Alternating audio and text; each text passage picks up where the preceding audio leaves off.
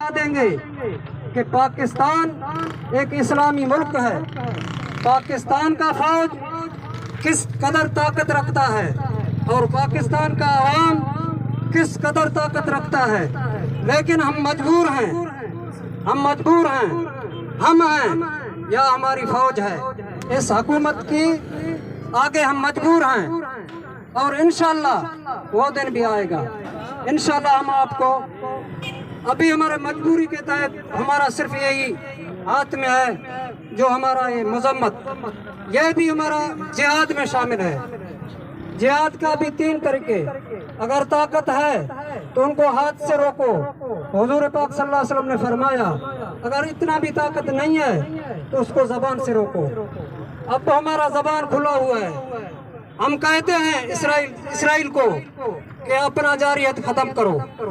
انشاءاللہ اللہ پاک وہ دن لے آئے گا کہ آپ کو بتائیں گے. اور آج کے جو ہمارا ریلی ہے، ابھی یہ ہمارا کہتے ہیں حقوق انسانیت، وہ کہاں ہے؟ جب بھی مسلمانوں کے اوپر ظلم ہوتا ہے سب ادارے غائب ہو جاتے ہیں، کسی کو بولنے کے لیے زبان نہیں ہوتا. جب کسی انگریز، کسی یہود، کسی نصارہ کے اوپر ذرا برابر کچھ ہوتا ہے یہ سارے حقوق انسانیت ابھر کر آتے ہیں. یہ ہوا وہ ہوا.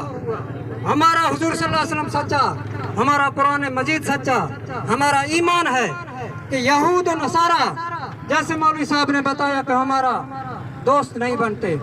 اللہ بھی ان پر لعنت بھیجتا ہے، یہود اور نصارہ پر. ہم بھی ان پر لعنت بھیجتے ہیں. اور تمام کارکنان جمعیت، جو کارکنان جماعت اسلامی آج ضلع کے ان ریلی میں شریک ہوئے، ان کا یہ کم مت سمجھو. یہ آپ کا جہاد ہے، یہ حدیث ہے، یہ آپ کا جہاد میں شامل ہے. یہ آپ کا تکلیف کرنا، یہ روڈوں پر آنا کیونکہ ہمارا مجبوری ہے. ہمارے ہاتھ میں اور کوئی نہ حکومت ہے نہ کوئی ذریعہ ہے. یہ مذمت کرنا یہ ہمارا ایمانی جذبہ ہے.